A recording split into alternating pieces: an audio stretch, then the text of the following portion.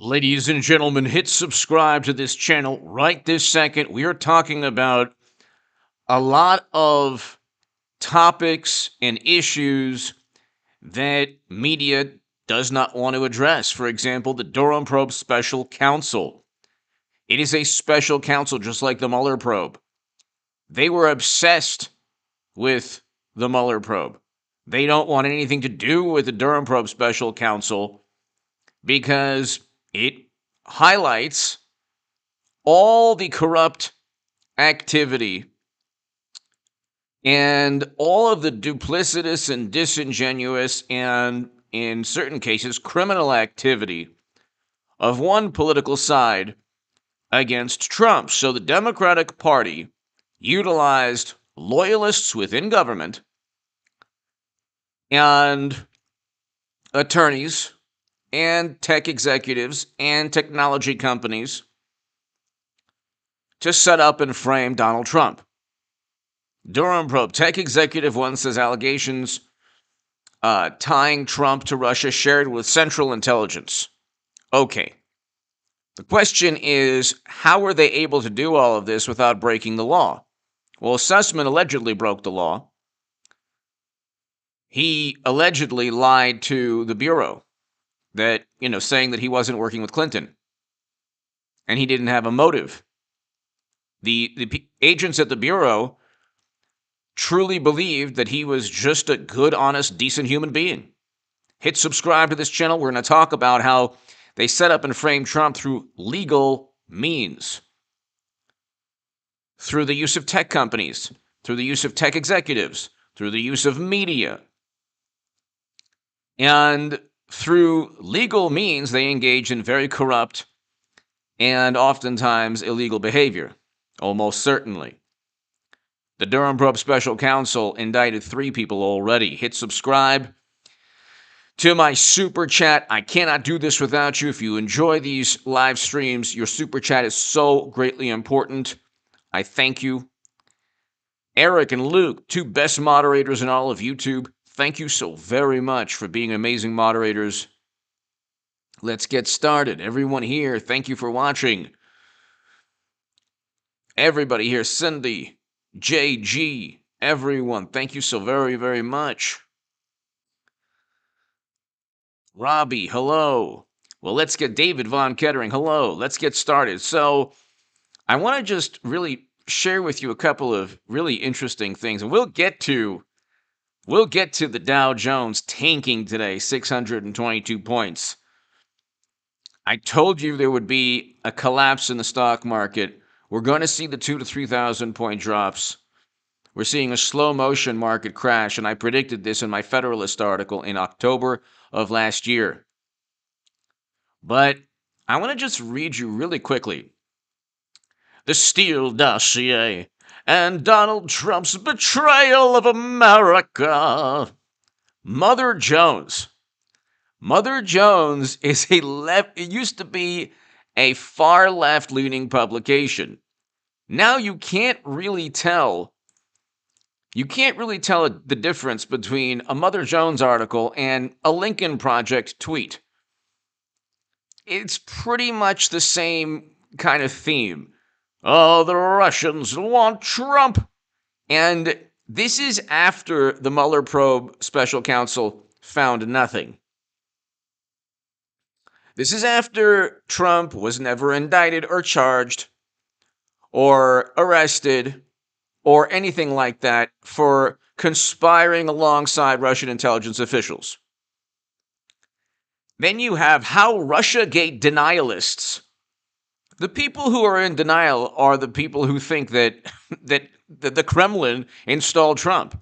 There was no Russiagate. There was no Trump Russia. It was a completely fabricated hoax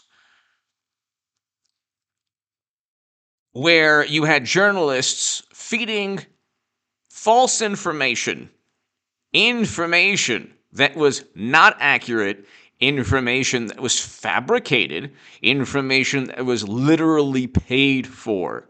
And if you don't believe me, it's right here. You can just look. Clinton campaign DNC paid for research that led to Russia. So you literally have the Clinton. It says Washington Post, CNN, the trusted name in news, where basically you have to be a deviant to work there, but the trusted name in news. Not everybody, but a lot of the people there. Clinton campaign, Democratic Party helped pay for it. So they did all of this through legal means. They paid for a myth. They purchased their own myth. They literally purchased their own myth. Okay? They had nothing on Trump. Trump was in public life for about 30 plus years. Figglesnoop, thank you so very much. Thank you so very much. Ed from Queens, thank you. Figglesnorp T Duck, hello. Thank you so much.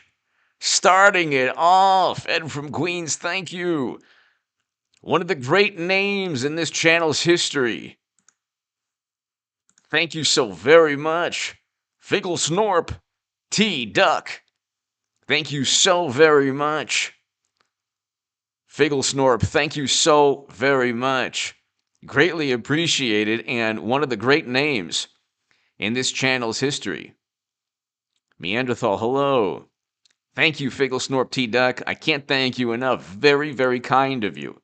Very kind of you. Thank you so much. Greatly, greatly, greatly, greatly appreciated. So,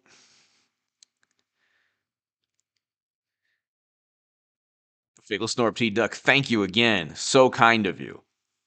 So I wanna just, this is really interesting. So this is November 19th, 2021. We already know the whole thing was purchased. The Durham probe special counsel already indicted Kevin Kleinsmith for lying to a FISA judge. Already indicted the Steele dossier subsource.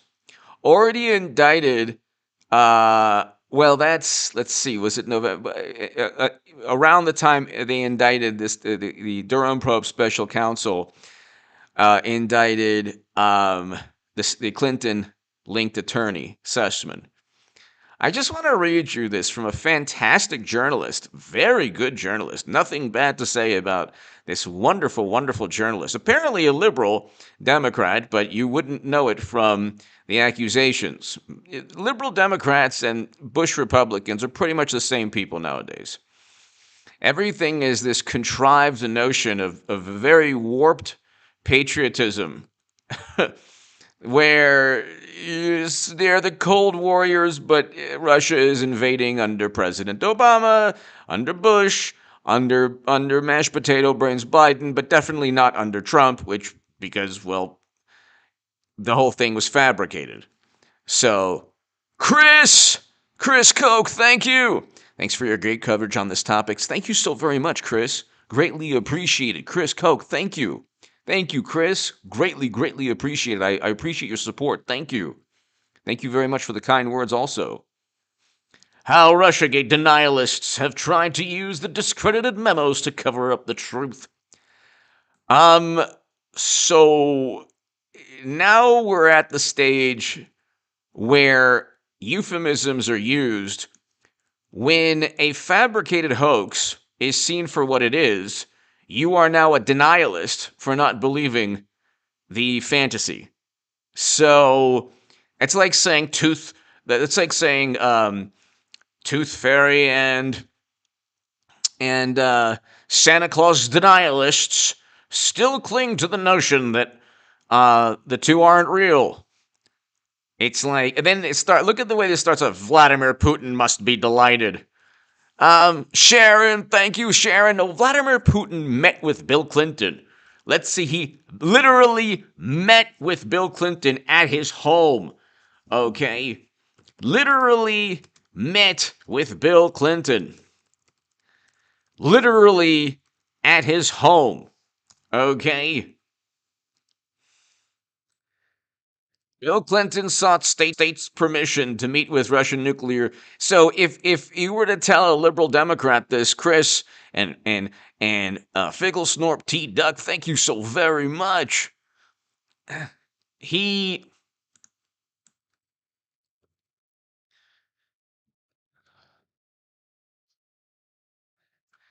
Bill Clinton instead got together with Vladimir Putin at the Russian leader's private homestead. You have Clinton literally meeting with Putin at his home.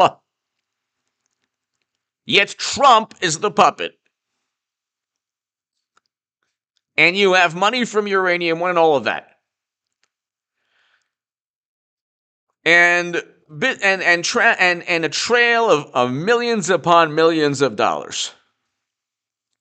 But it's right here. Bill Clinton instead got together with Vladimir Putin at the Russian leader's private homestead. But let's talk about how the Steele dossier and Trump's betrayal of America. It's not a betrayal of America to actually meet with Putin at his home to speak about Bill Clinton sought states' permission to meet with Russian nuclear official during Obama uranium decision. That is definitely not betraying America. Meeting Putin at his home is not betraying America. But Trump being accused, apparently. So, Vladimir Putin, with the recent indictment of Igor Danchenko, the primary source for the former British intelligence officer Christopher Steele's 2016 dossier, the Trump-Russia denialists have had a field day.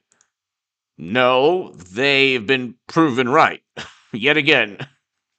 The people who didn't believe this nonsense have always been right. I have been, from day one, saying that BuzzFeed and everyone involved, the DNC, they cheated Bernie Sanders. They never had anything on Trump. That's why nobody was ever indicted for conspiring alongside Russian operatives. They blasted the media for its reporting on Steele's memo and claimed that this further undermined his reporting. His reports demonstrated the Russia scandal was a hoax. The last point is disinformation. Really? Certainly the credibility of Steele's memo has been once more severely impugned. The whole thing was fabricated. The whole thing was fabricated. How the Kremlin clandestinely attacked 2016. How many people were influenced by Facebook ads? And so the Russian intelligence officials indicted, were they indicted based on information obtained by the Central Intelligence Agency or Comey or Clapper or Brennan? No. If you look at the indictments, it's Company One, yet another tech company literally paid by the Clinton campaign. Born and raised Hawks, thank you. Thank you. Born and raised Hawks, thank you so very much. Thank you so very much. Greatly appreciated. Sorry for the stream going in and out.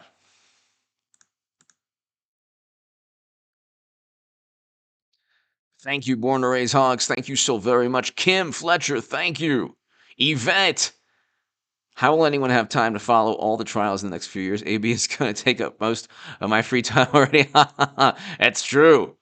That's true. A lot of wonderful, morally superior liberal Democrats.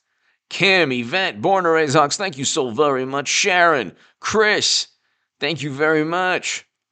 Figgle Snorp, T-Duck, thank you. So, we have this, okay, here's the issue. They're still clinging, liberal Democrats are still clinging to the notion that Russia wanted Trump. With that mindset, with that paradigm of thought, then Russia also wanted President Obama, who came in with a Russian reset. Because McCain at that time was the hawk. He was the belligerent one, or the hawkish candidate when it came to U.S.-Russia relations. Simply accusing an incoming candidate of having views that align with another country does not mean that the other country installed the candidate. This is basic common sense. And you can have intelligence agencies assess or determine or give a high to moderate confidence assessment that Russia wanted Trump, but Russia also wanted Bernie Sanders, and Russia was also grooming Tulsi Gabbard. And guess what? Russia is speaking through Zero Hedge. Okay, and basically anything the Democratic Party dislikes or anything the Democratic Party views as an opposing viewpoint or an obstacle politically is what Russia wants.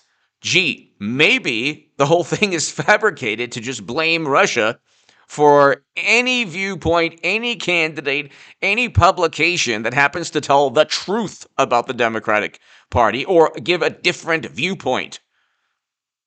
You can't simply continue to blame Russia because partisan loyalists in government who are not objective. There's nobody on the planet, even liberal Democrats, who think that James Clapper or James Comey or John Brennan are objective people.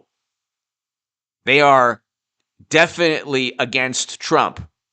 So there's no evidence here other than the allegation that, well, the Steele dossier is not true. And Born to Raise Hawks, thank you again as always. The Steele dossier isn't true, but we're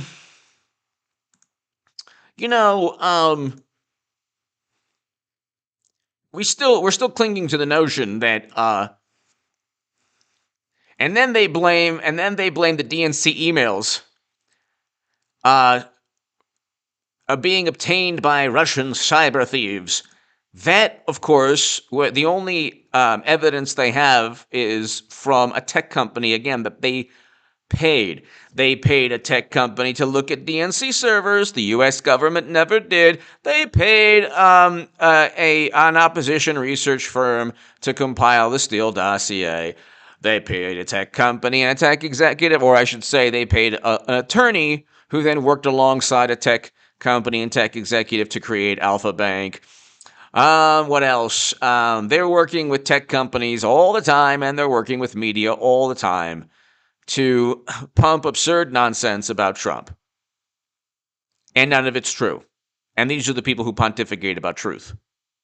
And these are the people who have endless fact checks of Trump, and they lie more than Trump ever lied in his whole life.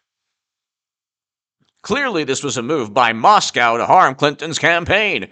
How do you know this? What? Clearly, this was a move by Moscow? The truth? The actual truth about the Clinton campaign cheating Bernie Sanders.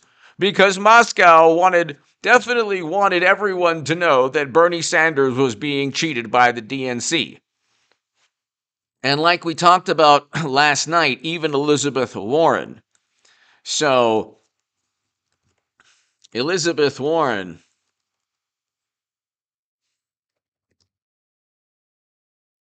admits Bernie was cheated. So does Donna Brazile. Now, Mother Jones used to be, along with The Nation, left-leaning publications. They are basically liberal versions of the Lincoln Project. If Bill Kristol was a little bit more liberal, he'd be writing for Mother Jones, or he'd be the editor of Mother Jones. Bill Kristol and a Mother Jones journalist are two sides of the same coin. They're the same people. You have to understand, Bernie Sanders and Trump are much more similar or closer aligned in viewpoint, even though Bernie would never admit to that because he's part of the whole racket.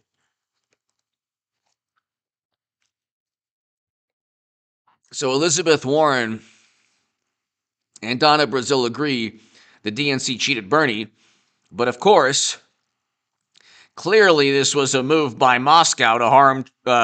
Clearly, this was a move by Moscow to harm Hillary Clinton. No, Moscow had nothing to do with writing those emails.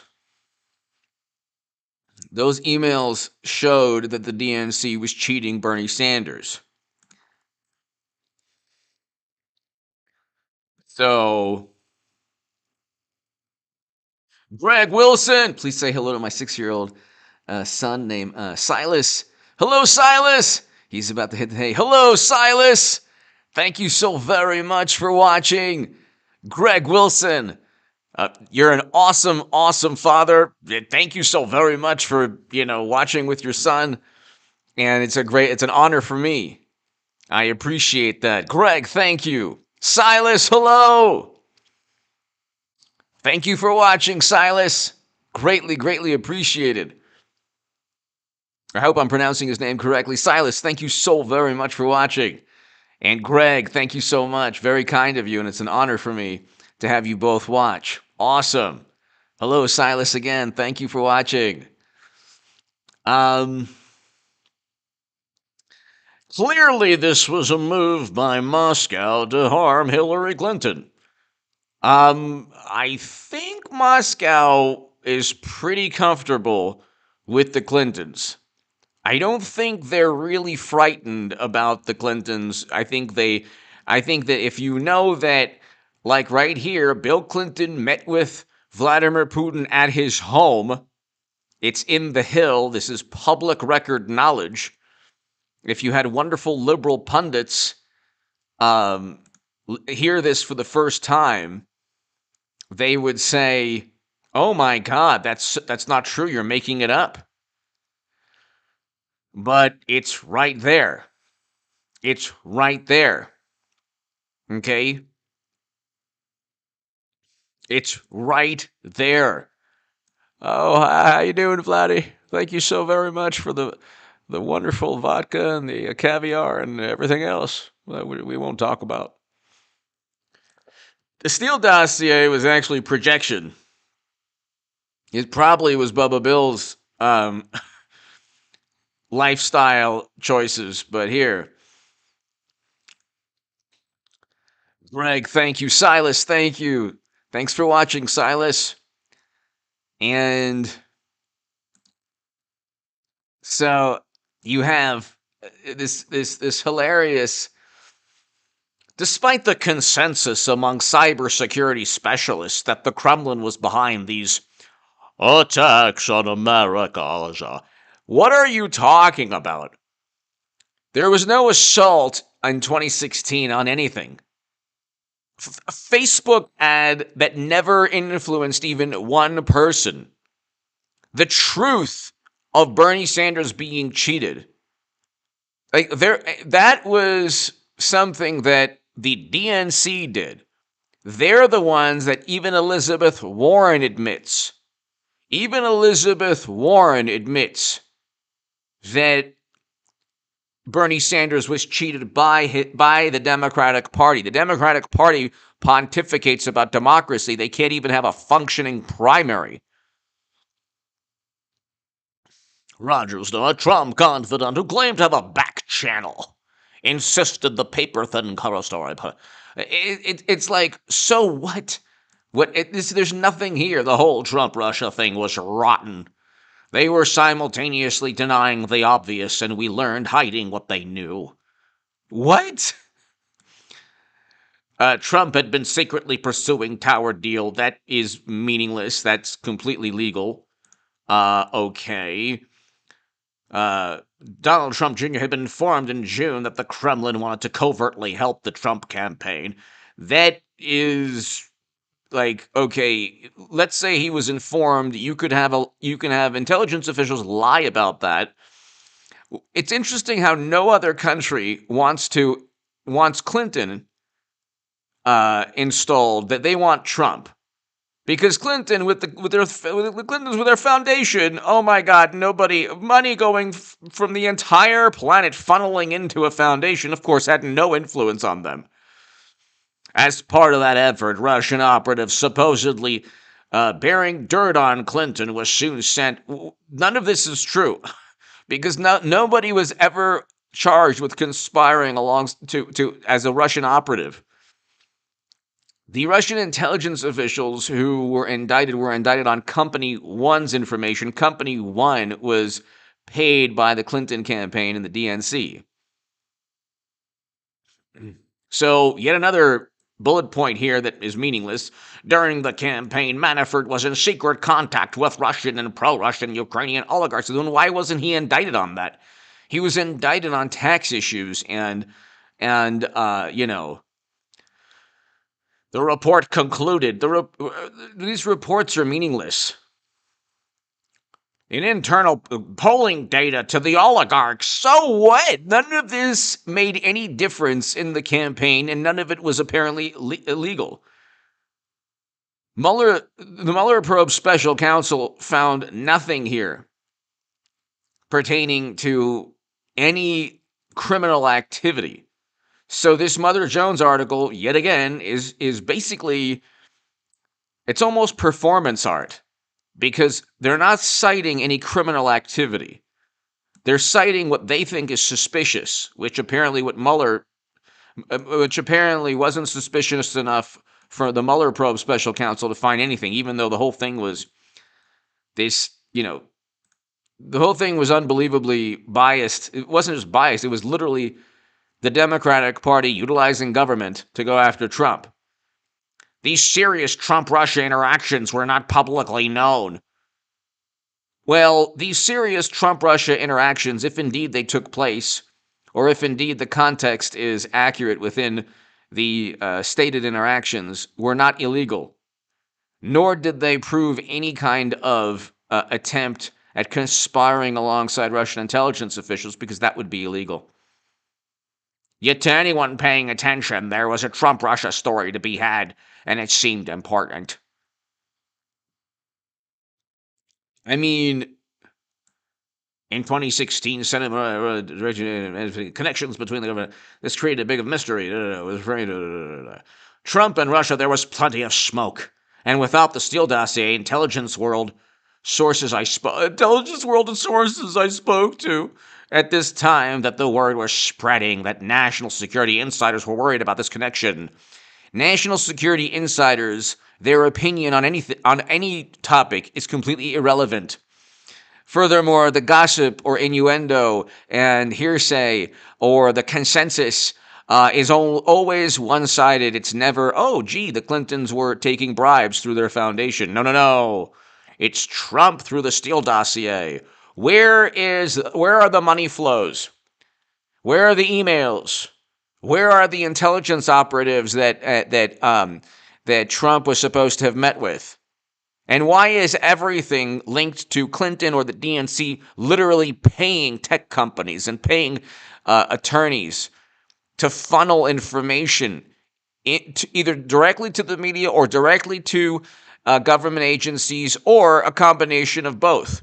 So the media will, give tips to government agents, and government officials will then give tips to media, and then they'll create this symbiotic relationship where they fabricate a whole bunch of nonsense about Trump, and then, complain to the heavens and cry to the heavens, "No, the post-truth moment." This is hilarious. Hilarious. Morgan Weaver. Thank you, Morgan. Greg and Silas. Thank you, gentlemen, for watching. Thank you for watching, Silas. Hello. Kim, Yvette, Born to Raise Hogs. Thank you. Sharon, Chris. And Figglesnorp, T-Duck. Thank you very, very much. So, I mean, you have to kind of... Stuntbrat777 Smith, thank you. Simon, thank you. It's unbelievable. It's unbelievable that, so, like, Mother Jones says it's an assault, a betrayal of America, but he wasn't charged with any treasonous behavior. This is all hyperbole. This is categorically false. This is information that's not true. how many people have been harmed by this type of information? How about a lot of people? Okay. But this Mother Jones article, you can look and compare it to a veteran spy has given the FBI information alleging a Russian operation to cultivate Donald Trump. Definitely not to cultivate the Clintons with money. That would never happen. Because, it was Trump who had a foundation. And it was Putin who eventually got a wonderful deal that only President Obama could have vetoed but didn't veto. Right? No, wrong. The Uranium One deal is just one example of money flowing into the Clinton Foundation and then beneficial treatment taking place for the people who. But again, it's like you have right here. They can't spin this. Bill Clinton met at Putin's home, so it's like, what more do you need? Could you imagine if Trump met at Putin's home? Could you imagine? Trump met with Vladimir Putin at his home. At his home. Oh my God. Oh my God, the horror. Could you imagine? I mean, we wouldn't hear the end of it.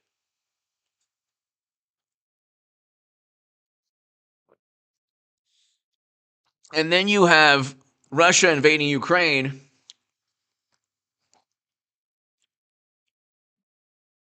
Not when Trump is in office, but when Mashed Potato Brains is in office. And you keep having it's the 16th. I mean, this is Blue Anon stuff.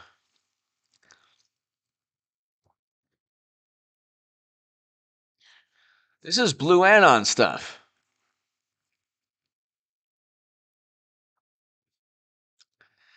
Zelensky makes confusing joke about Russian invasion. This is the New York Magazine. Putin could attack Ukraine. Biden told allies. Well, it didn't happen on the 16th. Intelligence says. It should be called unintelligent.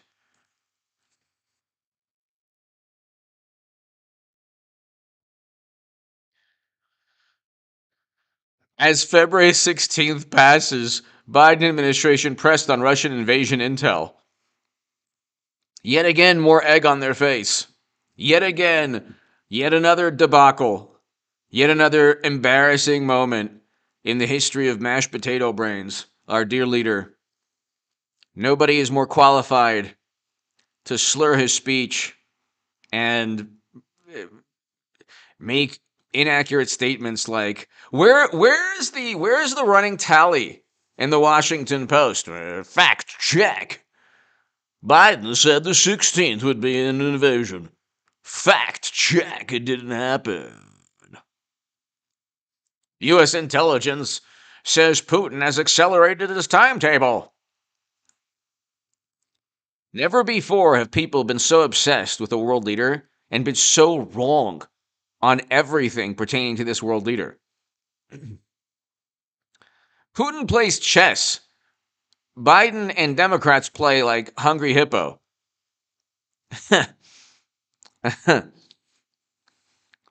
They play Monopoly. I don't even know what they play. Checkers, whatever. Connect Four. New intelligence suggests Russia plans. Oh my God. They've literally been, every single day, they're trying to preempt Russia. Fingersnorp T-Duck. Woot, thank you. Thank you so very much. Joe Boxer, thank you. Fingersnorp T-Duck, thank you so very much. Thank you so very much. Greatly appreciated. And it's like, thank you so very much, Fingersnorp T-Duck. Thank you. It's so greatly appreciated. I can't do these live streams without you, so I appreciate your support greatly. Thank you, Figglesnorp. Thank you very, very much. New intelligence suggests Russia plans an operation. 6 days ago. 7 days ago, U.S. intelligence says Putin has accelerated his timetable. I mean, where are they getting this intelligence? Where are they getting this? Is Blue Anon stuff. The same Democrats who created the absurd message board are now they're now making the same absurd predictions, but it's the Blue Anon people. They're so obsessed with Putin, and he's just like relaxing and like hasn't invaded yet. He probably will, but he's probably going.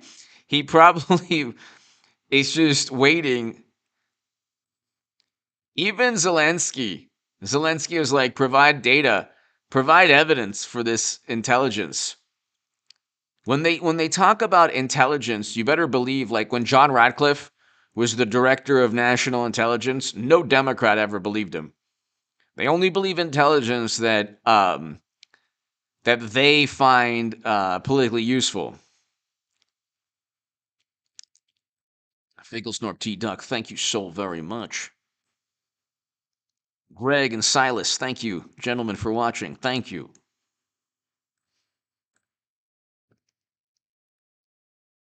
U.S. says Russia planned to fabricate pretext.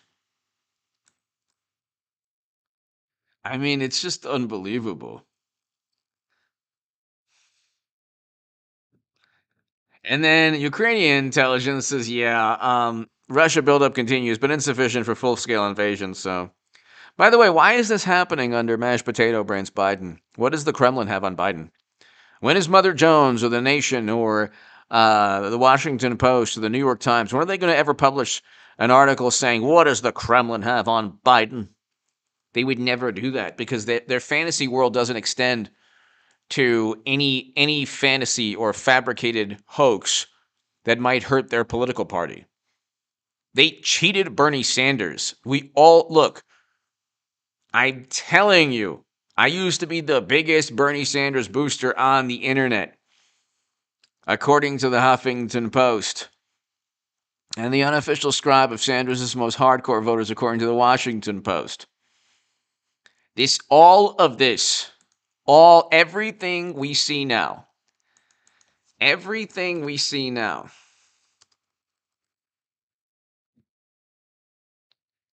is a direct result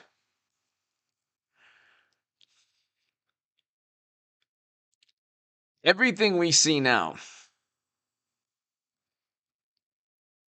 is a direct result of the DNC cheating Bernie Sanders.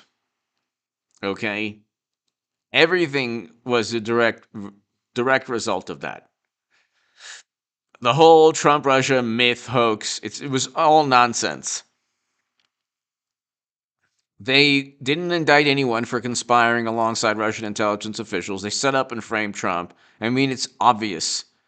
You have to be a complete imbecile to think that First of all, if Russia wants anyone, it's the Clintons, because they're so compromised. It's unbelievable.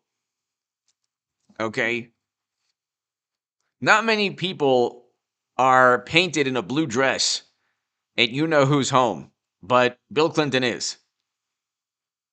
So, I mean, you can't make this up. Can you imagine if Trump was painted? If there was could you imagine if there was a painting of Donald Trump in a blue dress? Could you imagine? I mean, they wouldn't stop. They wouldn't stop talking. Could you imagine if Donald Trump Jr. or Eric Trump had salacious photos and videos on a laptop that they left at a computer repair store? Okay. Missy, hello. Could you imagine? We would never hear the end of it. We would never hear the end of it. And then you always say, no, Elizabeth Warren didn't accuse Hillary Clinton of. Yes, she did. Yes, she did. Whenever you read like almost always when you read these like very what is the word? It's like arrogant. He, no, Bernie wasn't cheated. Yeah, he was cheated. Yeah, he was. Definitely, whenever you hear, no, that didn't happen, it almost certainly did happen. But the truth is like too much for that political side to take. So even Elizabeth Warren says that DNC cheated Bernie Sanders. So Elizabeth Warren, she's not Russian, although maybe her DNA test will prove that one day. Because she failed her DNA test a couple years back. So she has to try again. But you have like all of these bad things taking place. This is all like Russia, Ukraine, inflation through the roof, stock market crash. We are going to see 2,000 to 3,000 point drops. And then we have U.S. intelligence shows Russia military pullback was a ruse. Oh my God, really? Are they gonna like? Is this like the old Mad Lib games where you just put in Russian U.S. intelligence and then whatever you can finish a sentence that's already written.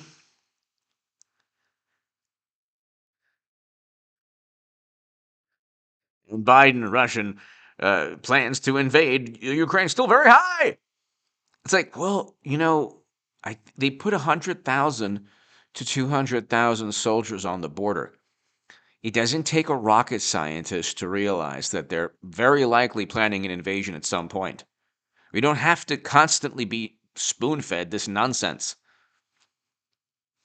And it's not like Biden's poll numbers are in the tank. And that's with all of media, all the establishment propping him up on this little pillow, this love pillow. They're just putting him on there. Please, everyone, look. Let's protect him. Protect a fragile Biden. And everyone's like, boo, weak.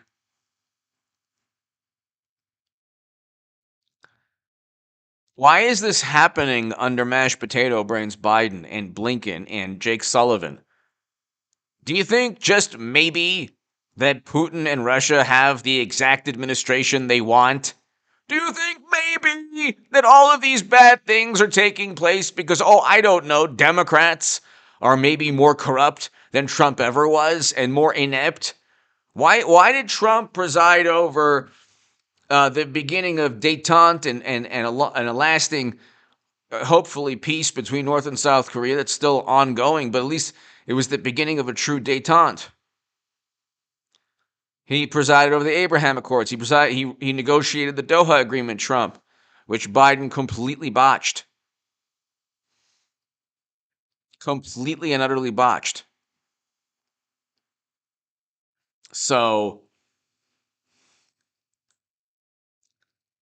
I mean, why is this happening?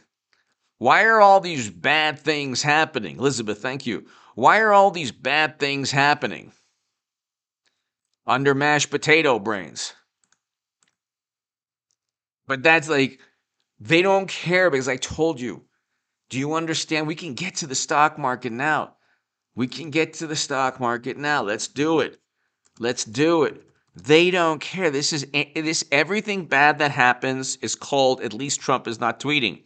Here, today, this is called at least Trump is not tweeting.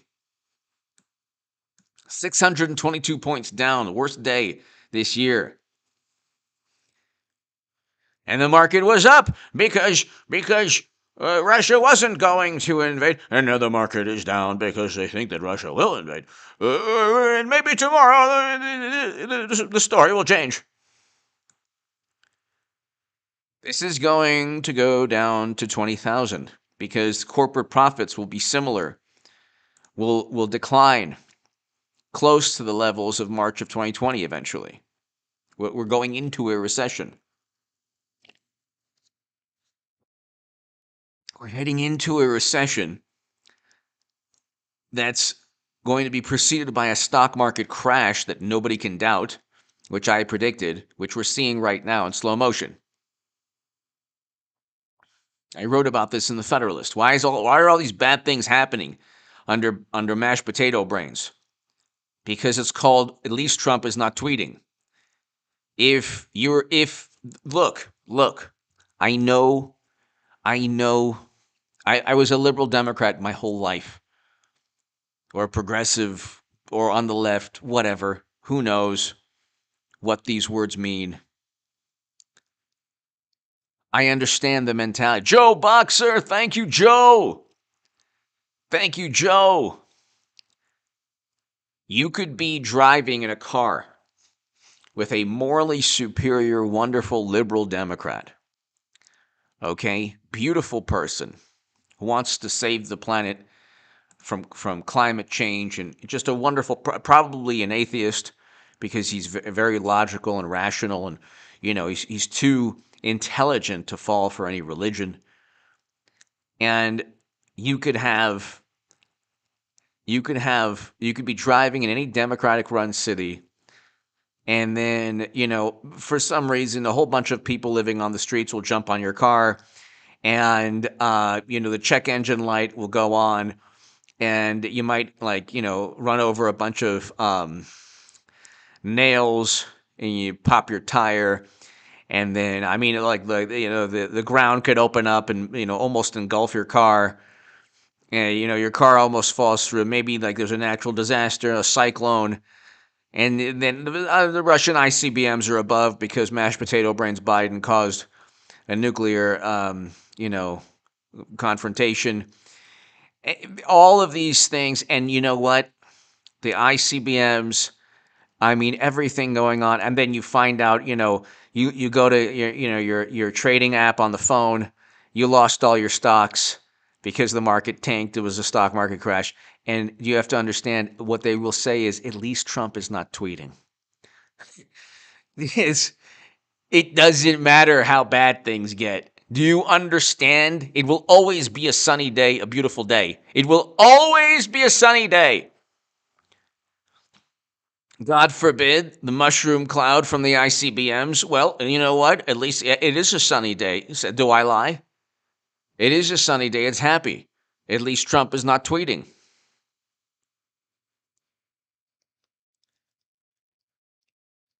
At least Trump is not tweeting. That's what they're going to say. Do you understand? I'm trying to tell you. Look. Look.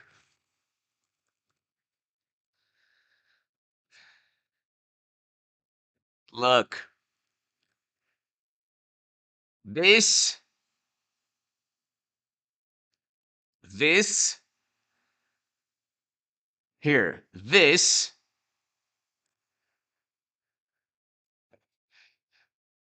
Where can I hear? This is called a happy day if Trump is not tweeting. This is, if Trump is not in the Oval Office tweeting, this is called, hey, just another good day. Sure, it's the end of the known universe and life on Earth, but you know what? We've been so bad to the planet, we deserve anything we get. Liberal Democrats, who are wonderful people, would rather have this than Trump tweeting. I'm trying to tell you. This is a happy day to them. So if one of my Sharon, I believe it was Sharon, one of the amazing subs, said, well, when can we say I told you so? There will never be an I told. It will never happen. There will never be an I told you so. It ain't going to happen. Herschel Ballard, thank you.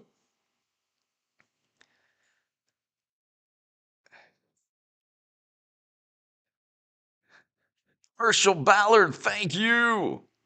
Thank you, Herschel. It will never, ever happen. Okay, I'm trying to tell you. You will never have an I told you so moment because they are obsessed with Trump's personality. So a mushroom cloud is like the last, they wouldn't even care. This could be combined with a stock market crash, recession, depression, whatever. It's all good. They don't care. They just don't want Trump. They just don't want Trump. They don't want Trump. By the way, if you're kicked off the live stream, ladies and gentlemen, just hit refresh. For some reason, sometimes, Figglesnorp T Duck, thank you so very much. Again, so kind of you. Thank you. Thank you. Thank you so much. So,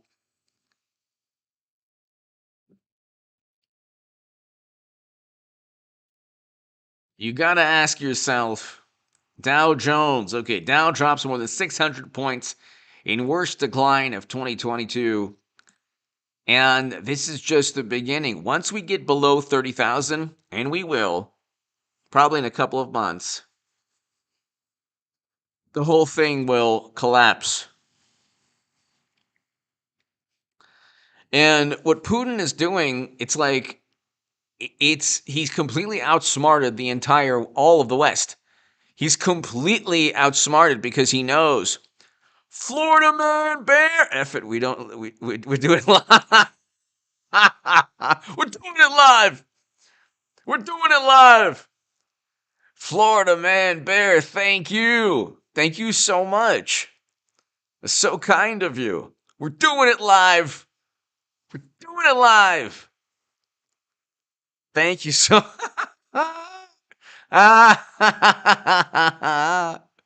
Florida man bear, thank you. Florida man bear, thank you so much. Greatly appreciated. Greatly appreciated. Thank you. Hi, Caroline. Hello. Scarlett. Hello. That is funny. So, all Putin had to do, knowing very well that Democrats running everything are completely incompetent and almost always either paranoid or hysterical or definitely apoplectic. They're just normally apoplectic on good days. But then when they get going, it's hysteria and paranoia. And then, all the other emotional, states of mind that they experience. So he parks 100,000 plus troops, and they're probably going to stay there for months, or they'll invade tomorrow or next week. Nobody really knows. But NATO, of course, has countered the Russian threat because, of course, Russia wasn't going to invade Poland or Romania. But don't tell NATO that. They're very diligent in moving all of their forces towards Eastern Europe. Florida man bear, thank you. NATO's a Cold War relic. A Cold War relic. There's no real need for NATO, okay? Except to try to legitimize all the failed foreign policy moves like destroying Libya, which was definitely a horrible, horrible thing to do. Harmed everybody. They haven't had a moment's peace in Libya since the NATO intervention. Not a moment's peace. So, I mean, tell me how they've benefited the world. NATO basically caused this problem between Ukraine and Russia. If there was no NATO, there would be no alliance that Ukraine would want to join that NATO said, no, you can't join. So,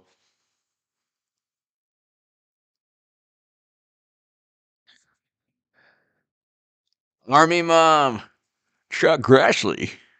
This is a wonderful occasion. We're now. This is when Chuck Grassley was introducing the Kavanaugh, like Brett Kavanaugh, during the Kavanaugh hearings. He didn't realize it would be Operation Cackle Screech, and like yelling and screaming and everything. And so this is a joyous occasion. This is Chuck Grassley. A joyous occasion for all. Oh no. What's going on? Security!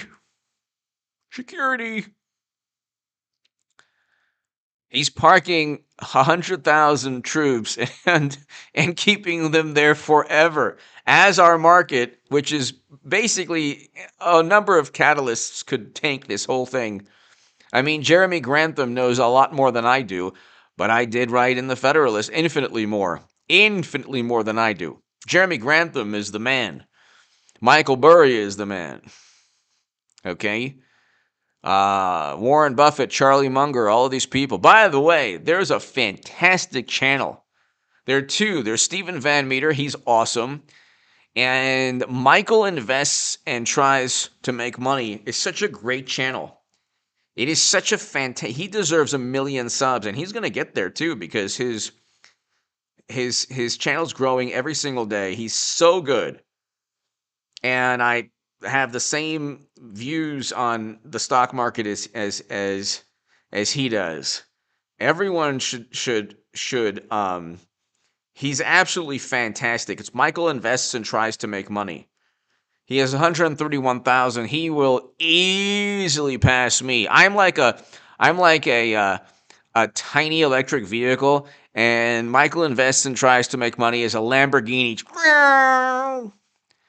He will go way past 190, way past 200, way past 300 if he just continues to do, at least if he does 2 or 3 a day, he'll go way past 200,000 very, very soon. He does 1 a day, and he's already going to pass me. But my channel is basically grows. I'm slow as molasses in terms of the growth, but I thank God that I have my viewers and the people who enjoy my work, and I thank you very, very much to my super chat. Thank you, and everybody here. But Michael Invests and Tries to Make Money is a fantastic channel. Stephen Van Meter is fantastic. Gerald Celente, oh my God, I love him. He is fantastic. He's excellent. And when he gets on a roll, oh yes, it's just amazing. I mean, like I always say, your life, ladies and gentlemen, your life, Florida Man Bear, everyone here, you should be, Caroline, appreciate OEF. Scarlett, thank you. It was OEF. Florida Man Bear, everybody here, Figgle Snorp, everyone here, Joe Boxer, everyone here, Greg, everyone here, Morgan, Weaver, Yvette, Born to Raise Hawk, Sharon, Chris. Your lives, and if you're watching in the upload, no matter how far the country descends, which unfortunately we're heading right into the toilet for a number of reasons, but your life should be filled with happiness and love, laughter, success, patience, love of life, hobbies that you enjoy, poetry, artwork, sports, working out, whatever, martial arts. You should be always focused on love and happiness and success. And your life should always be on an upward trajectory. That being said, the stock market is not only going to crash, we're heading into a recession. We're probably going to have more geopolitical nightmares. And inflation is going to continue to run rampant, although some people are saying inflation will decrease and there'll be other problems because of deflation. But I think inflation is going to continue to skyrocket, which it will be devastating for the country. You're going to have a supply chain breakdown that will continue. And ban, thank you. I mean, this is the country. Unfortunately, crime is going to increase, not decrease. The crime rate will increase. Gas prices, food prices, Ed from Queens, good advice. Thank you, Ed. Everything's going to increase in terms of costs. We're heading into a recession. We're heading into a bear market. We have no clue. I think Bitcoin, unfortunately, is going to crash to $10,000 per coin. I think the Dow is going to get to around 20,000. I think that March of 2020, that's self-induced. Exactly, amazing Colonel. When we decided, or I should say, the morally superior liberal Democrats and media did everything possible to end the U.S. economy, primarily to kick Trump out of office. Because, JG, hello! JG, thank you for joining. Thank you. When the wonderful, amazing, beautiful people called morally superior liberal Democrats pushed to end the United States economy as we know it for about a year and a half,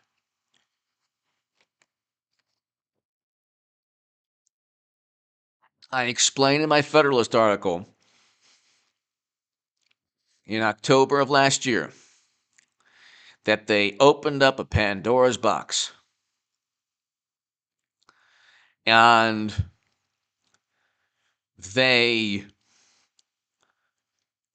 caused all of this. Their policies. The Republicans don't stand for anything. Well, what do you stand for? Recession? What do Democrats stand for? Not getting their signature Build Back Better through? What do they stand for? JG, hello. Infrastructure? When were they talking about infrastructure? They stood for Medicare for all, Green New Deal, ending the filibuster, packing the courts, everything. Oh, abolishing student debt. They wanted to defund police. These are all absurd policies. None of them are taken seriously by Pelosi or and then they say, well, we helped cure child poverty. You caused the poverty. You wouldn't let the parents work. You wouldn't let people work. And then you obsessed over you know what for 2 more years. And they're still obsessed with it. Except at the Super Bowl. Or except at Hollywood award parties. Then they're not obsessed. Save your money as I beg for super chat. Lying dog face pony soldier, hello. Save your money as I beg for super chat.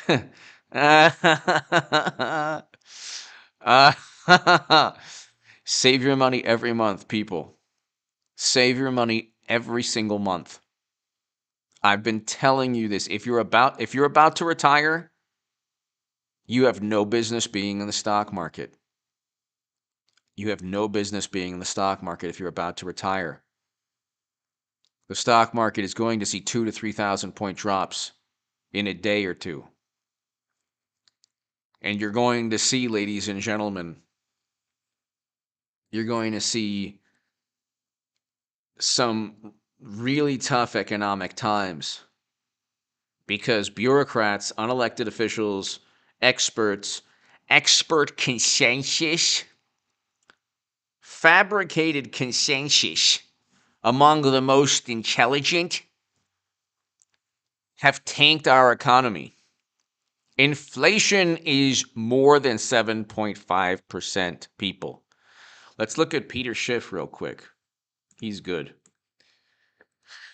Peter Schiff. What does Peter Schiff say?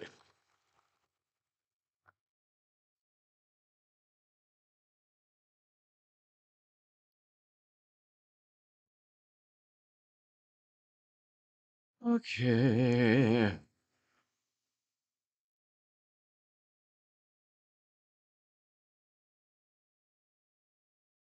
Okay, so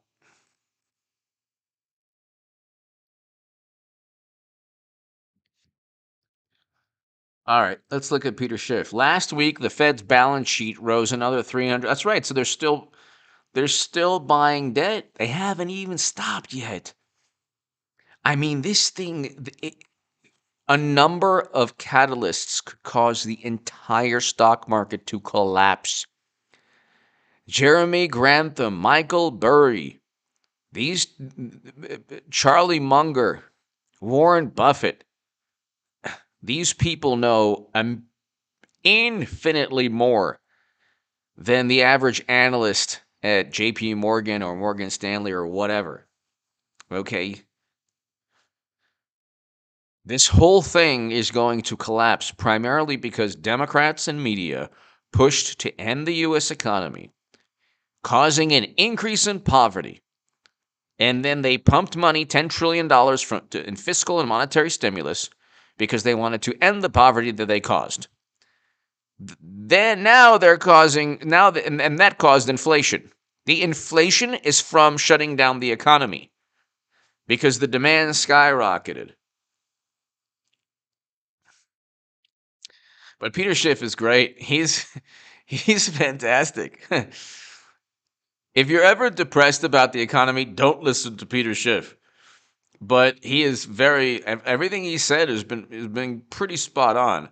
Last week, the Fed's balance sheet rose another $33 billion to a record $8.911 trillion. How can anyone believe the Fed will fight inflation when it's creating more of it? Even the Fed's temporary stop future quantitative easing, the CPI has a long way to rise based on past QE. Well, that's true. So they will raise interest rates. JG! To make up for my tardiness, also wanted to donate to the HA Goodness Super Fund for a new computer and faster internet. Yeah! HA has the best followers. JG! It is an honor and a pleasure to have you here, JG, as always. As always, JG, thank you so much. Thank you. Thank you so much. Actually, this is actually a new computer than the others that I use, which were, I think, built in the Apple IIe days. Who remember JG? Do you remember the Apple IIe? Who remembers the Apple IIe? Who remembers Oregon Trail? JG, do you remember Oregon Trail? Love you too, JG. Thank you. Who remembers Oregon Trail? Is this mic on? Is this microphone working? Who remembers Oregon Trail on the Apple IIe? I will not stop asking until I get somebody to just... Who remembers Oregon Trail? Who remembers Castle Wolfenstein? Eric! But you don't remember, Eric, you don't remember the Apple IIe. You're too young. Nice. Amazing Colonel. Yeah, we're going to talk. That's all, definitely. Thank you, Amazing Colonel. Who remembers Castle Wolfenstein? Nice, David.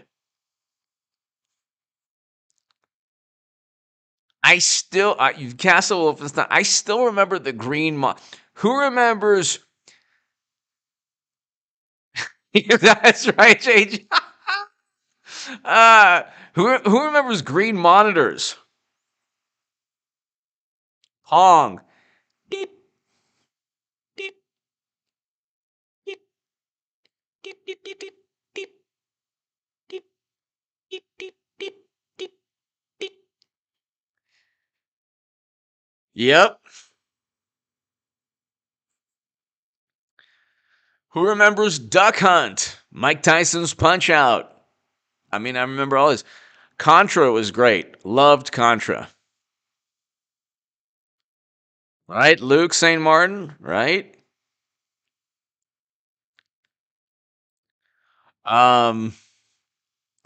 Who remembers Intellivision?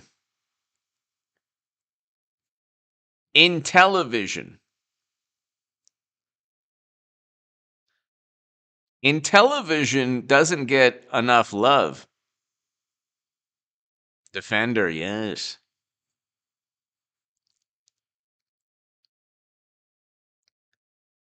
Ed from Queens. I remember disc format. Exactly. Yes. Floppy disks. Yep. That's right. Missile Command. That was a great one. Ed from Queens. Thank you. JG you had in television? That was a good. That was like better than Atari. I mean, for a second. Sega, yeah, yep. Missile Command was great.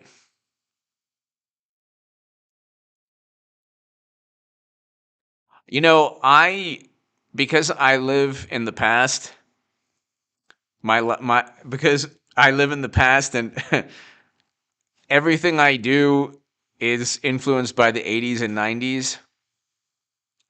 I look at uh every once in a while I'll pass the TV that's and somebody in the family is watching something on TV, and or it's a show like on Netflix or whatever, or on CBS or whatever, and it's like a TV series, and everything is just like everything is like so high def, like you can see like the wrinkles on people's faces, and I'm saying to myself, I don't need that.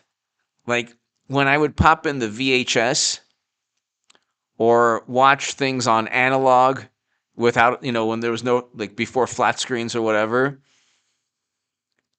I didn't see like the wrinkles on people's faces. Like if they had a pimple, like you could see everything now. You could see everything. Like if they didn't shave here, you could see. I don't know. It's like even animation, like the animation's like, yeah, it's really good, whatever. But like if I watched like if I watch like G.I. Joe or like Thundercats, I'm like, wow, this is amazing animation. So my mind is stuck in the past, which is fine. Ed from Queens, Radio Shack, Tandy that's right. That's right. I remember a Tandy computer. I remember.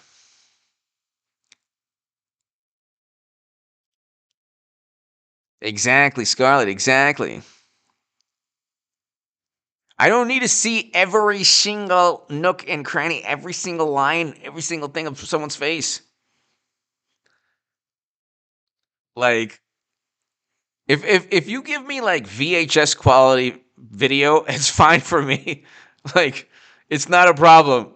Or an old DVD, like a 90s, like, there are a couple record stores in LA still around where you can buy like, DVDs from the 80s, or I should say like 90s or early 2000s. So you'll get like, E.T. before they deleted scenes, or Harry Potter before they deleted scenes, or, you know, Star Wars before they deleted scenes. And I can't stand, I cannot stand when they delete or add scenes to movies. I cannot stand that. So ever like Indiana Jones, I have like all the original DVDs from like the late 90s or whatever, or early 2000s. So I know I'm watching the movie that I watched in the movie theaters. So that's important to me. But yeah, I mean, there's so many things like payphones. The world was better when there were payphones around. Everyone has a phone and everyone goes everywhere with a phone, and I get that. But a payphone was always there when you needed to talk to somebody. You could always find a payphone. Now you cannot find a payphone. I don't even know. I don't even know where there's a payphone in Los Angeles. Um, but like if you were out having dinner or at a movie, or you were just out with your friends, you would be taught. You would be in the moment. You wouldn't be on Instagram or Facebook or checking stocks or whatever. If you wanted to check stocks, you could go and buy a newspaper and you could check stocks. So they say, like, I mean, in a way you could say, well, technology has changed the world. I think YouTube and email, because this is like really video on demand, so that's good. But this is like a glorified VHS tape. It's just whatever you want to watch anytime. And then email, instead of writing a letter, you can email. That's like a transformative thing. But Facebook or Twitter, the dystopian nightmare, none of these things really. The only real consequence or repercussions from social media is that it's made people angrier. It's promoted tribalism. Ed from Queens, dial 0 and connect to the operator. There's really no, like, if you look at life in the 80s and life today, of course, technology is far superior on a lot of things. But you're still watching TV. You're using your cell phone for a million things, but the cell phone's still, like, if you wouldn't buy a cell phone that didn't work to call somebody, the primary purpose of a cell phone is still to call somebody, which you could have done on a rotary phone. So, yeah, you don't have a fax machine. You just have email now, and you can attach files.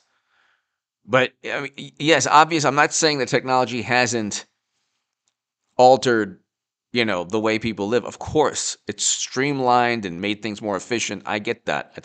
That's obvious. But I'm saying you could still function in the same manner in the 80s. It just would take you a little longer. That's all. It would just take you a little longer. Um,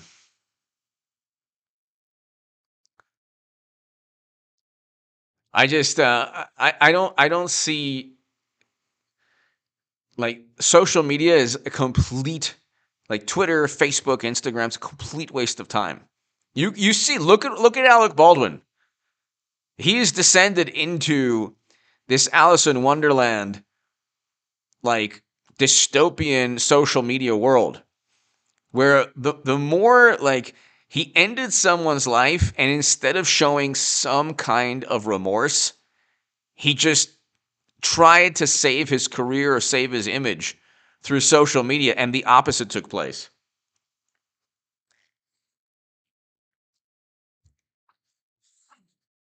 The exact opposite took place. So,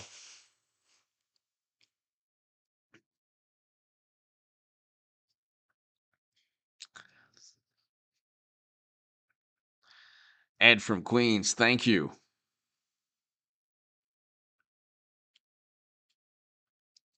I did, Eric. It was an interesting video. Apparently he was a little bit further away than we originally thought, or I originally thought, from, because it doesn't show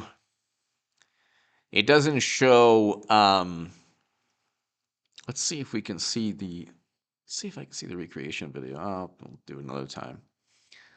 Um The false belief that the Fed can successfully fight 7.5% inflation with a 2% Fed funds rate comes from the misconception that growth causes inflation. While a 2% Fed funds rate is indeed high enough to cause a recession, it's still much too low to reduce the inflation rate. Then you have the issue not only of inflation not being reduced, but paychecks. People are losing money in their paychecks. So the paychecks have increased, but not not enough to overcome inflation. So paychecks have not increased to the point where inflation isn't taking. Exactly, stunt bread. Exactly, pagers. I had a pager. Pagers were great. You got to call. If somebody wanted to talk to you, and then you would call the person. You'd run to a payphone or whatever, because cell phones were way too big. So you couldn't have a gigantic clunky cell phone at the club, at the nightclub. The world was better. I mean, the world was so much better in the 80s and 90s. I was too young to really party in the 80s. I was too young. But in the 90s, yeah, in the early 2000s. After the early 2000s, everything changed. Everything changed. By around, like, 2010, 2011, everything's changed. And then now we live in a completely different world. A completely different world.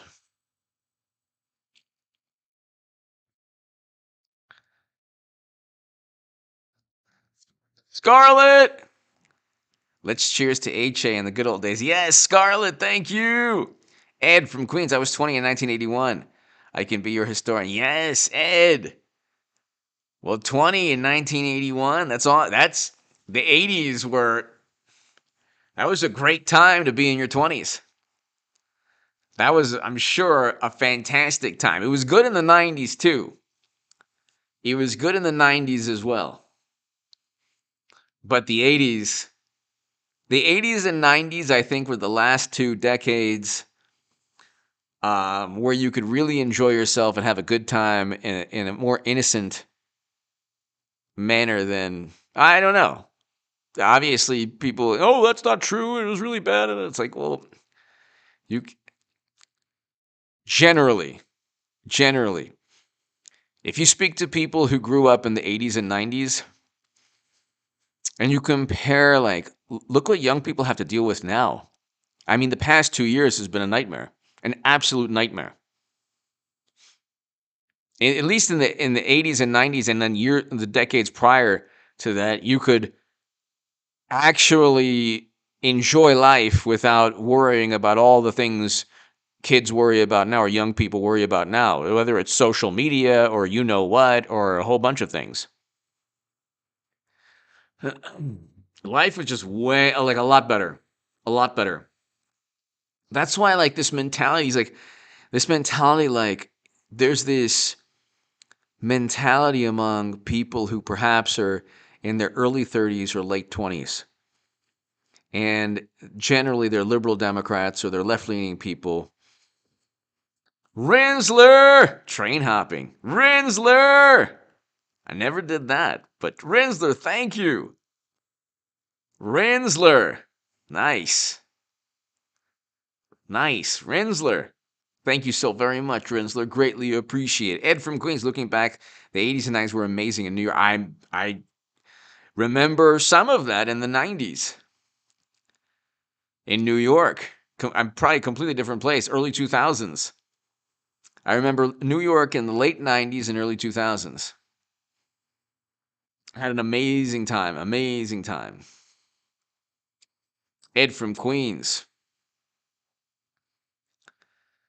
Rinsler, thank you so very much. Thank you, Rinsler. There's this mentality also, like, if you were in your 40s or maybe even late 30s, if you're in your early 30s or late 20s, when you're talking about politics, there's such an emphasis on consensus or an emphasis on groupthink or how words will influence. Like, so information, there's bad information because you'll be influenced. But if you have a brain, you're not going to be influenced by bad information. And oftentimes what Democrats think is harmful information just happens to be an opposing viewpoint they find harmful, not because it's actually harmful, because it opposes their own sacred cows, or it tears down their sacred cows, or they can't refute an argument or information. Like, this is why they're so petrified, and this is why they're so against Joe Rogan. All Joe Rogan does is have conversations with people. They can't have that. If they're not controlling, because a conversation and dialogue and discourse and debate and discussion oftentimes leads people away from the Democratic Party, not towards it. Okay, you move away from the Democratic Party when you have a chance to talk and discuss and actually, look at things from a vantage point where there's not like this immense media barrage. So Joe Rogan gives people an opportunity to, you know, look at life in a different manner, actually look at life through a realistic and more pragmatic viewpoint. Then they say, well, he isn't balanced. It's like, excuse me, all of media pushes one side. God forbid there's a forum or a platform that, you have a little bit more voices that are skeptics or dissenting opinions or dissenting viewpoints. Like, Socrates was a dissenting viewpoint. He was viewed as a heretic because he didn't abide by the prevailing myths of his time. You can look back throughout history, the people who wanted to silence debate were always on the wrong side of history. Then you have these imbeciles saying, I've heard people who know nothing about history say, you're on the wrong side of history. Yeah, trust me, I'll be on the opposite side of Hollywood, the Lincoln Project, and intel agencies. I'm pretty sure I'll be on the right side of history. You don't have to be like Socrates. If you're just basically opposing the Lincoln Project, you're fine. Bendy! What was your beeper code to know it was you? I think it was like, I don't even remember. I don't even remember. Bendy! I don't even remember. I remember 143 is I love you. And then 411 is information, all that stuff. I remember one time I put 134, 134. It was like funny. Like, no, it's not 134. Ben D, thank you. Jordan B. I was a teen in the late 80s. Yes, listening to KRQ. That's right. And in SoCal, graduated from alternative music to alternative news. Yes, KRQ. Remember Love Lines? That was great. Do they still have Love Lines? I have no clue. Who remembers Love Lines and KROQ? Jordan B, remember Love Lines? And people would call up, I have a question. Is this normal? Ben D, that's right. Nice, JG. Life was so much better. It was so much better. I thank God that I was able to live life in the, experience the late 80s or the 80s and 90s and early 2000s. It was just like the world was more fun. I mean, and then of course somebody on the left listening to this right now will be like, that's not true. Look at this and that and this. Yes, I understand. Oh my God, here we go. I understand. It wasn't perfect in every sense of the word. I get it. I understand. But as a young person in your 20s or teens and 20s, the late 80s, 90s, and early 2000s were a much better place than what I see. What I see. Now, this is my vantage point is from a person in their mid 40s looking at life. People can't have graduation parties now, or maybe they didn't the past 2 years. Everyone's petrified of their own shadow. It's a different world. It's a completely different world. Then you have, of course there was bullying. The things that people dealt with. Jordan B. Kennedy from KRQ Now on Fox. That's right. That's right. There was still bullying. There were still all the things that we experience. Everyone was bullied at some point in their lives. I was everyone. But it was different. It was a little bit different back in the day because I was taught at an early age, sticks and stones may break my bones, but bad words will never hurt me. And, you were taught at an early age that, at the end of the day, you're going to have to find some way to deal with these problems in a healthier way than a lot of people deal with them today. Rinsler, MTV actually played music. I know. Well, music videos were a thing. I mean, it was everything was so innocent, more innocent. Of course, there were problems. Of course, I'm not saying there weren't problems. It was more innocent. I mean, again, like the way people on the left see things is like they're always trying to jump on this um, moral soapbox.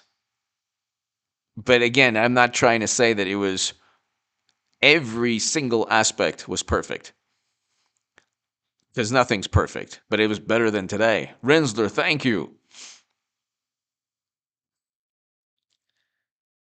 Um, you didn't have social media. So that's another obstacle for kids, young people. Social media is like a scourge. There's nothing good. I mean, the only good thing about Facebook is reconnecting with certain people that were important to you. Other than that, there's no good, like, who cares what you ate? Oh, look, there's the dog. Oh, look, we're at the beach. It's like, okay, fine. I mean, Instagram, you see Alec and Hilaria. I just want to tell everyone how much I love this person. Okay, great. Oh, fine. But there's no point to it. It's like a waste of time. And it's a smokescreen. People's lives aren't that perfect. And you know what? On Twitter, all people do is argue all the time. And then the left, you have the left-leaning activists. They accuse Defiant L's, this amazing profile on Twitter. And I don't have Twitter. I haven't had Twitter for 3 years plus years, or Facebook. But they say, oh well, there are trolls that go and go after. That happens all the time. All of Twitter is just a bunch of left-leaning trolls. Correct the Record was literally an operation by Democratic operatives to go after people on Twitter. And apparently that wasn't against YouTube guidelines or the Twitter guidelines. So, but you didn't have social media. You didn't have your cell phone at all times everywhere. If you needed to call somebody, you could go to a payphone. If you went to a nightclub, you could dance, meet people, have fun, and you wouldn't be on your phone. You would just be enjoying the music. And, or a bar or whatever, or a party, or a restaurant, or the bowling alley, or a movie, or Denny's at 2 a.m. You just would have fun. You just you would enjoy the connection that you had with people. Now it's a lot different. Now there's an alternate reality people can escape into, which is a dystopian nightmare. So, but I mean, you've heard me talk about this before. I don't even like. I was listening to an interview, um, Valuetainment, fantastic, amazing channel. It was interviewing Patrick Ben David was interviewing Vanilla Ice, and Vanilla Ice made a great point, and he said, "What defines the past 10 years musically? Nothing, or even the past 15 years, really, 10 years." I mean, is there anything that, I mean, you do have, famous artists, but what defines, is there anything that defines this, this decade, let's say, the past 10 years? Nothing. Are there any movies? Like there are 80s movies, there are 90s movies, there are early 2000s movies. Are there 2010 movies? Yeah, there are. But I mean, the past 10 years, from like 2013, 2014 to today, what movies define the past 10 years? What movies? What music?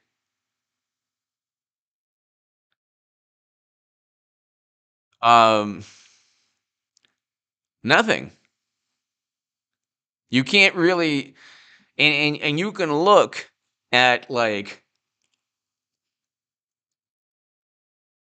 when you say like 70s music, 80s music, like 50s, 60s, 70s, 80s, 90s, early 2000s, you can pretty much, you know the music, you know the movies, you know the actors. Is there an actor? What famous actor in the past 10 years would, you know, would people say, "Oh, wow, I saw this person at a," I don't know of any famous actor. Yep. Scarlett, exactly. Selena was amazing. Coldplay was awesome too. Jordan B. The Smiths. I like the Smiths. Had interesting questions and got banned back in the 80s. Crazy how things have not changed with having alternative opinions. Exactly. I like the Smiths. Morrissey's great. Jordan B. Thank you. I remember Two Live Crew. One of the best rap bands of all time. Two Live Crew. Um, Banned in the USA. Who remembers Banned in the USA? Jordan B. Thank you. Banned in the USA. Boop, boop, boop, boop, boop, boop, boop. But see, like, one thing we learned,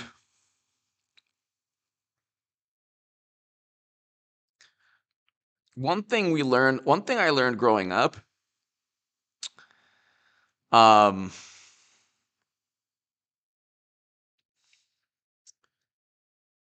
is that, like,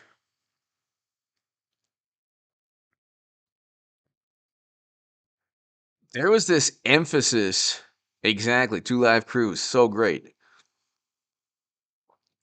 There wasn't an emphasis on fitting in, even though there was to an extent. There's always an emphasis on fitting in. There's always, no matter what era. But you would have, um, as long as you could articulate, like Christopher Hitchens was so eloquent, he would be a far right provocateur today.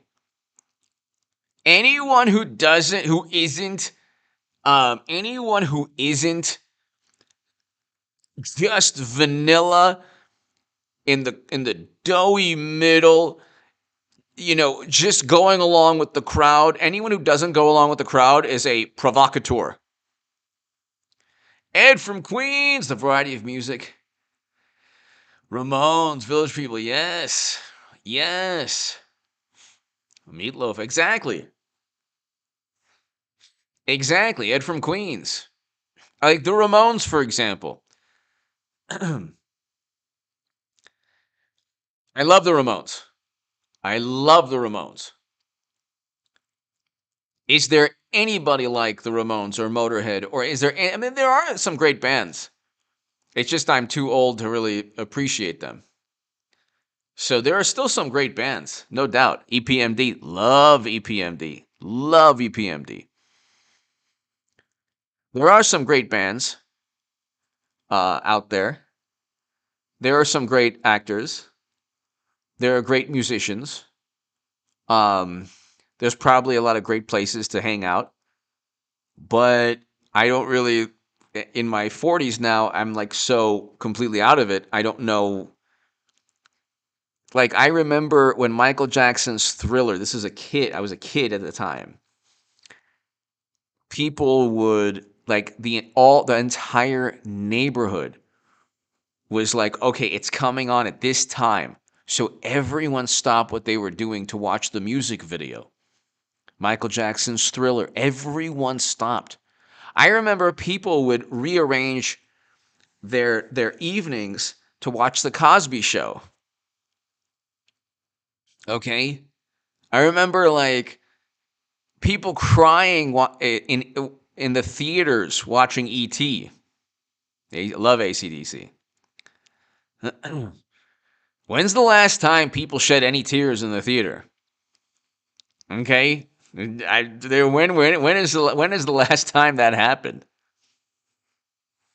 I mean, you know, everything is like so weird, and being a victim, having a victim mentality was not cool. There was nothing appealing about that. Now, that's different from remembering. You always have to remember the past and learn from the past. You should never forget. But then there's this but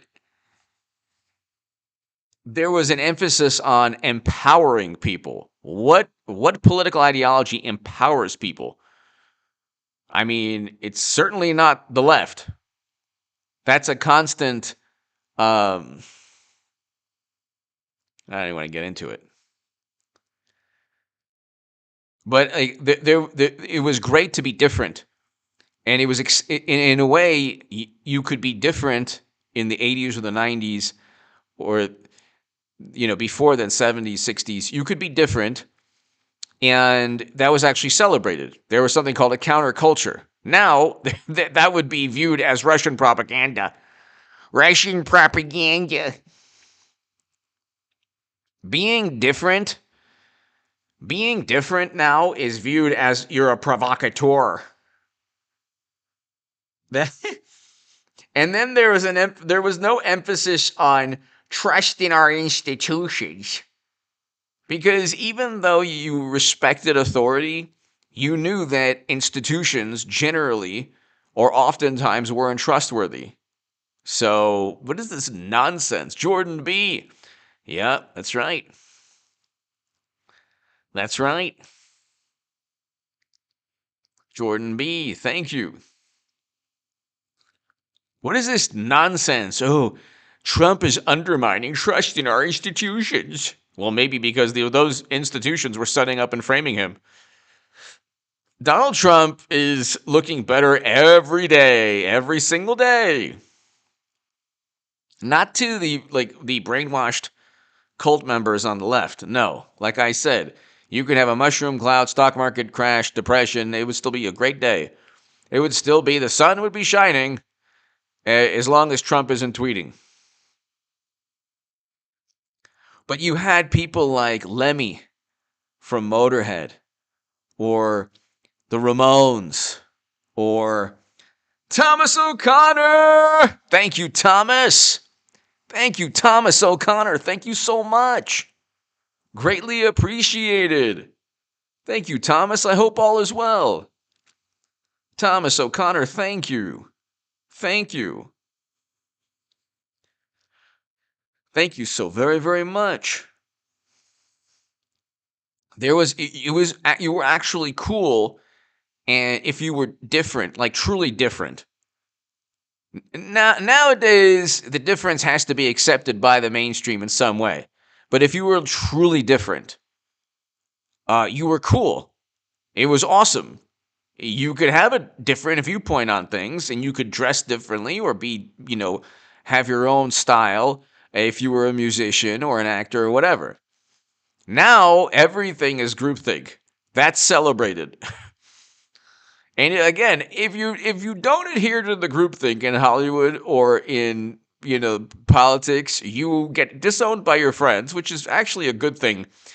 The people who disowned you, ladies and gentlemen, they ceased to be your friends a long time ago. So it's actually a good thing.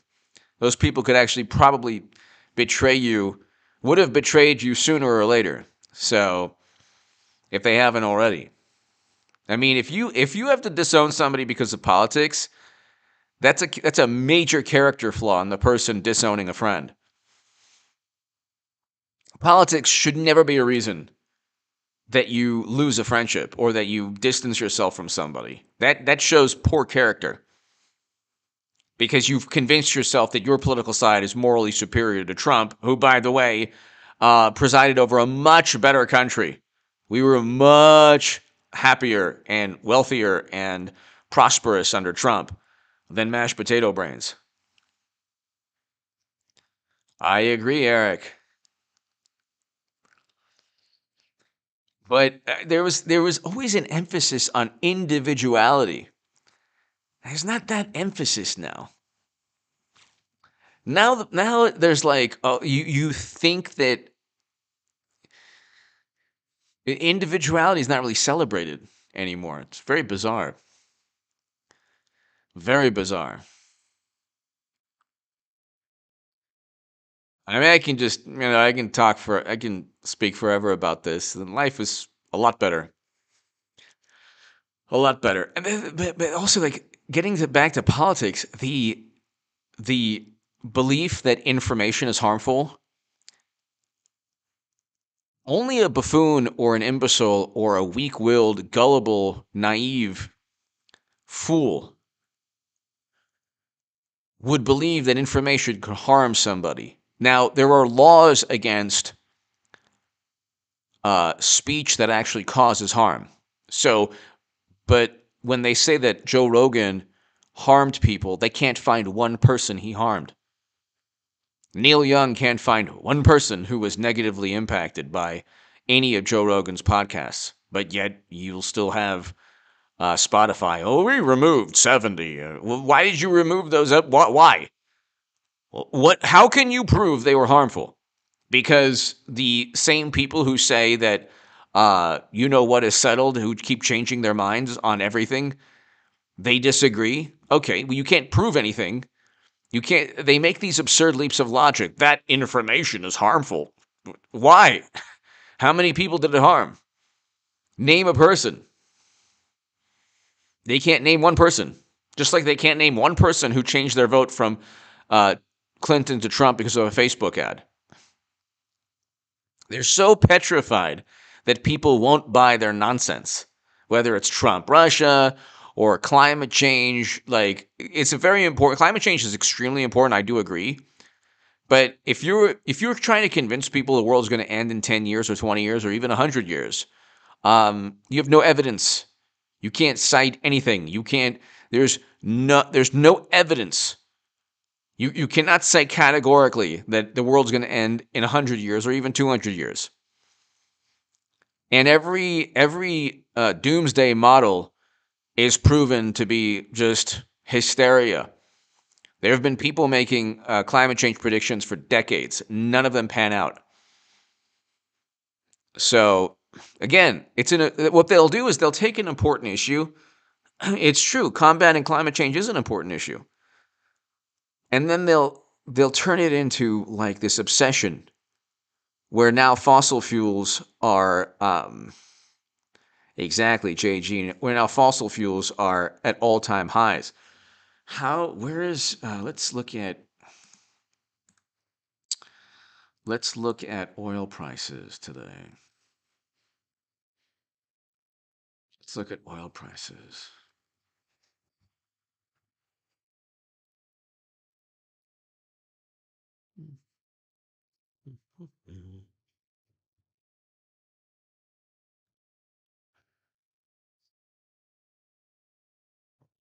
All right. So it's around 91, 92. So it was closer to 100 not long ago, a couple days ago. But that'll keep going up. That'll keep going up. Oil prices are over $90. It was close, well, a lot closer to 100.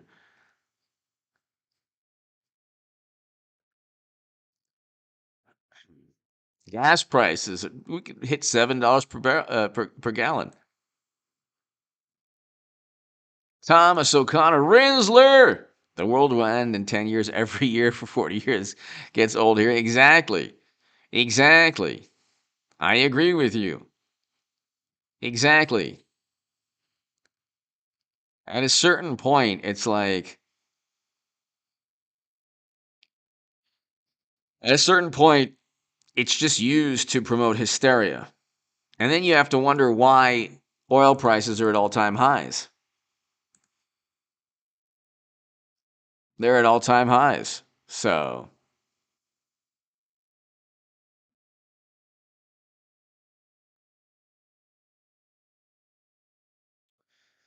let's see here.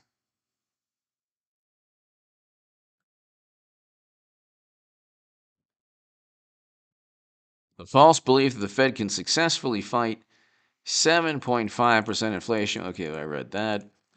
Main reason CNBC has Kathy Wood on so often is to play to their audience. CNBC viewers are loaded up with shares of ARK and overpriced tech stocks. Wow. So they can bring on the Messiah to reassure the faithful not to give up hope. The same strategy applies to Bitcoin coverage.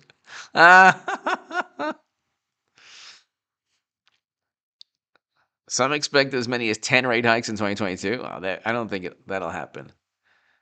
But 10 rate hikes will only raise rates to 2.5%.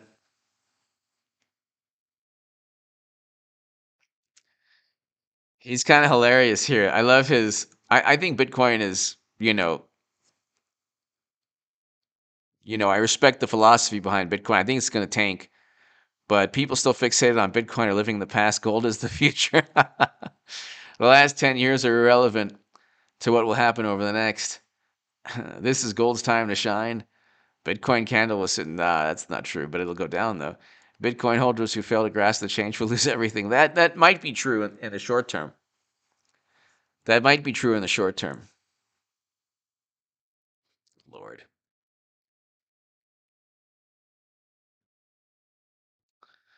Um,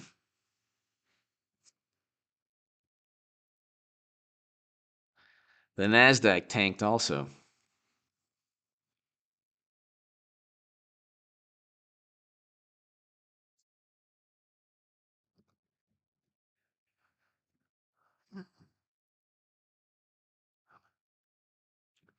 $407 down. Tanked.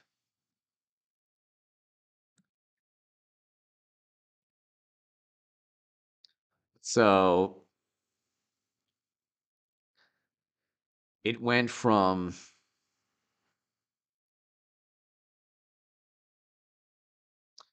So October, it's when I wrote my article. Everything was very at all-time highs in October. I said this thing's going to tank. Everything's going to tank. And there's no reason why this will not get way below 13,000, 12,000. Let's see. Where was it? Wow. I mean, it could get down to, um 9,000, 8,000.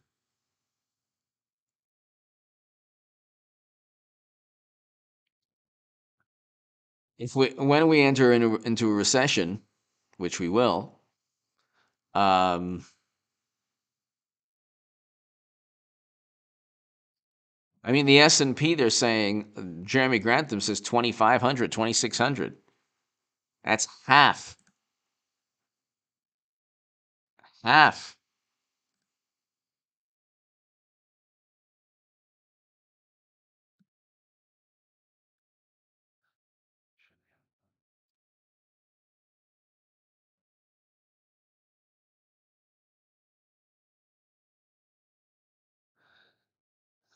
Freedom.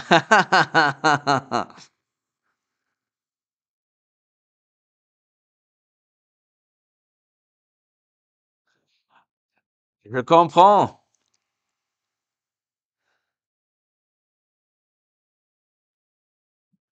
Freedom autopsy report.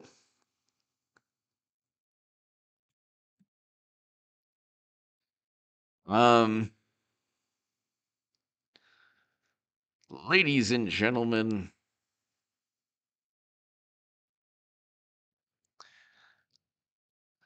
let's type in Trump. Let's see what you get. Typical hysterical coverage. Trump and his children may be deposed. Oh my! Donald Trump Jr., Ivanka Trump must testify in the civil case.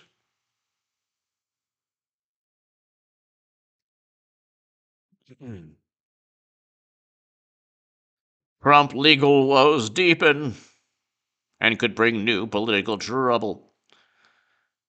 It's nonstop. I mean, my God. The hysteria. Trump moves to close off Liz Cheney's political escape hatch. Is this like one of the scenes in Spaceballs? The spaceship will self-destruct in 1 minute. Have a nice day. Political escape hatch. No. And actually, today's headlines on Trump were far less apoplectic than usual.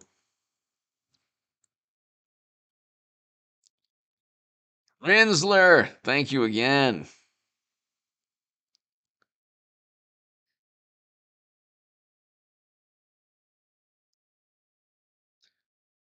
Ladies and gentlemen, we will do 5 more minutes. Tammy, hello. We'll do 5 more minutes. I just want to get to 2 straight hours, and we'll then call it an evening.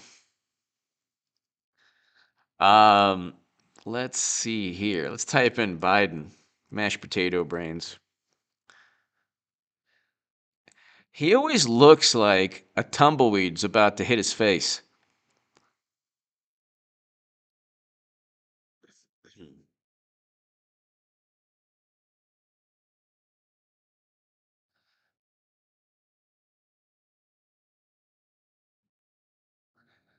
Every indication. So look at like the news coverage, like the AP. There's no discussion of how Biden completely botched yet again another geopolitical crisis. I mean, his administration's been saying this is going to happen, that's going to happen. It didn't happen. It hasn't happened yet. And inflation is through the roof. And of course, we have Hunter. And I mean, Clinton with setting up Trump with the tech executive and Alpha Bank, all this nonsense. Like, none of the hysteria, no accusations, because, he's being completely protected by media. Completely protected. They don't go after him the way they went after Trump. It's unbelievable. But that's just unfortunately the case.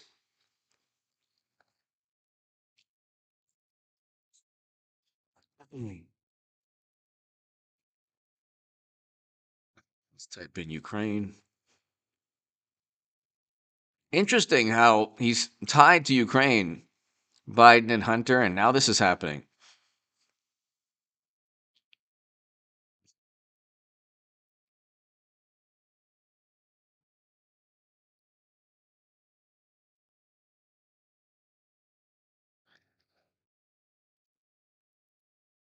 So, let's see. U.S. says Russia plans to manufacture justification. You mean like the Gulf of Tonkin? Or WMD? Look at CNN. They find they try to find these attractive photos. Like, oh look, even still they can't get a good photo of any of these people. Shelling can testify that he's one of us. How I use.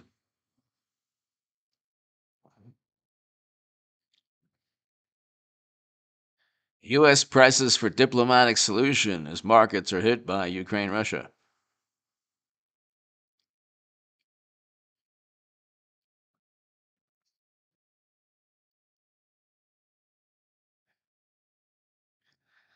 Exactly. JG, exactly.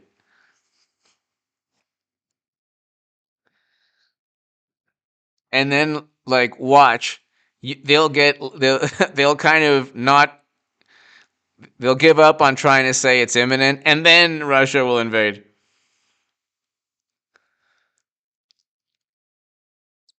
Let's see.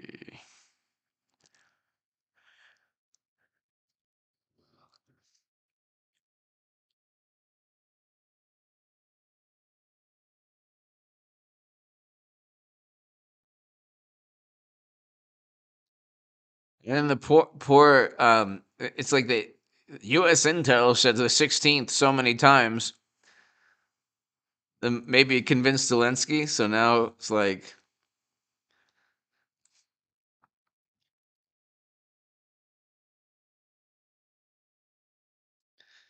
Ladies and gentlemen. All right. So, ladies and gentlemen, thank you so much. This has been absolutely fantastic. To my super chat, I cannot thank you enough, ladies and gentlemen. Everyone here. Thank you so very much, everybody. Have a great, great evening. JG, Eric, Luke, everyone here. Thank you so much, everybody. Rinsler, Thomas O'Connor, T Duck, thank you, everybody here. Ed from Queens, Jordan B, Ben D, everybody here. Thank you so much. Florida Man Bear, Greg, and Silas, thank you.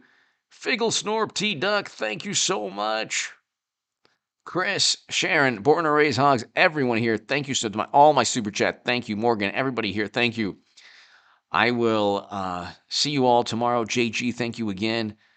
I'll see you all tomorrow, everybody. Have a great, great evening. Stay safe. This was a fantastic live stream. David, thank you so much. Everybody here.